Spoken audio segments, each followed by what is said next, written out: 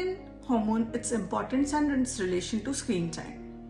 Melatonin hormone एक natural hormone है जो हमारे ब्रेन के एक छोटे से ग्लैंड जिसका नाम पीनियल ग्लैंड है उससे सिक्रीट होता है। इसका काम है हमारी बॉडी को सिग्नल देना कि अब सोने का टाइम है। इन जनरल ये हमारे बॉडी क्लॉक को मैनेज करने में मदद करता है। इन शॉर्ट, अगर बाहर डार्कनेस है तो मेलाटोनिन प्रोडक्शन ज्यादा होती है जिसकी वजह से बॉडी स्लीप मोड में जाती है। ऑन द अदर हैंड, अगर बाहर लाइट ज्यादा है तो मेलाटोनिन प्रोडक्शन कम होती है जिससे हमारी बॉडी एक्टिव रहती है। Now it's relation to screen time. Screen time की वजह से मेलाटोनिन प्रोडक्शन हैम्पर होती है, इसलिए सजेस्ट किया जाता है कि सोने से एटलीस्ट 30 मिनट्स पहले आप ऑल काइंड ऑफ स्क्रीन्स को स्विच ऑफ कर दें। लास्टली, मेलाटोनिन हार्मोन एक स्लीपिंग पिल नहीं है, ये हमारी बॉडी को सिर्फ स्लीप के लिए प्रिपेयर करता है, जबरदस्ती नींद नहीं लाता है।